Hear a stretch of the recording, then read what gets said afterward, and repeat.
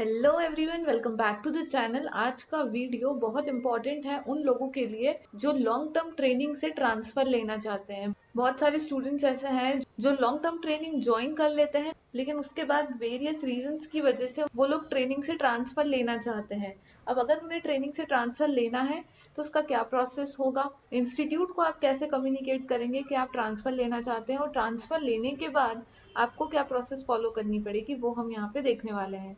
तो अगर आप लोगों को अपनी लॉन्ग टर्म ट्रेनिंग से ट्रांसफर लेना है तो उसके लिए आपको जाना पड़ेगा आईसीएसआई स्ट्यूमलेट पोर्टल पे।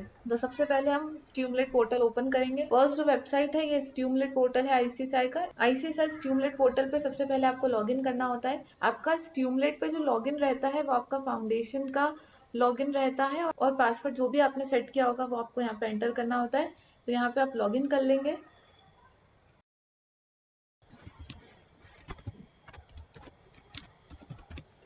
जैसे ही आप लॉगिन करेंगे तो आपकी यहाँ पे प्रोफाइल आपको शो होगी।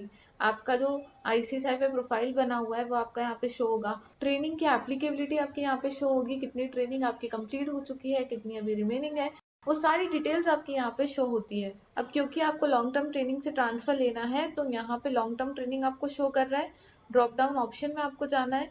जो फर्स्ट ऑप्शन दिख रहा है long term specialized training request and report, इस पे क्लिक करना है। कुछ इस तरीके से इंटरफेस ओपन होगा। यहाँ पे जो आपने प्रीवियस ट्रेनिंग के लिए अप्लाई कर रखा था सर्च रिजल्ट में वो शो होगा। आपको ये पता होगा कि आपका जो पूरा ड्यूरेशन ऑफ ट्रेनिंग है इसमें आप 2 बार ही ट्रांसफर ले सकते हैं। तो आपने जो प्रीवियसली अप्लाई किया हुआ होगा वो यहाँ पे शो करेगा।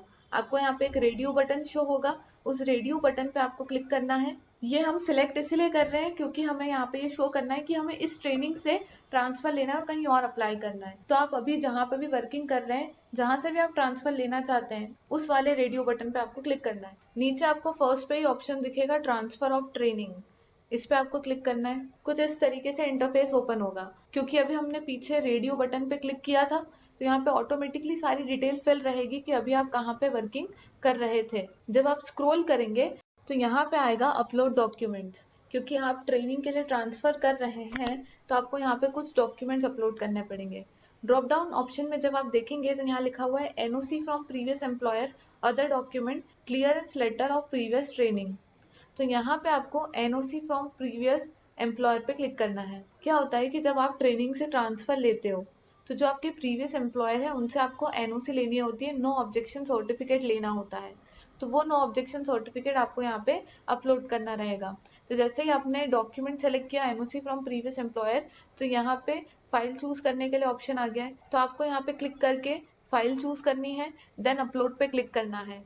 तो आपका जो डॉक्यूमेंट है वो यहाँ पे शो होगा कि आपने ये वाला डॉक्यूमेंट अपलोड किया है। जो भी आप एनओसी यहाँ पे अपलोड कर रहे हैं वो आप पीडीएफ फॉर्मेट में अपलोड करना।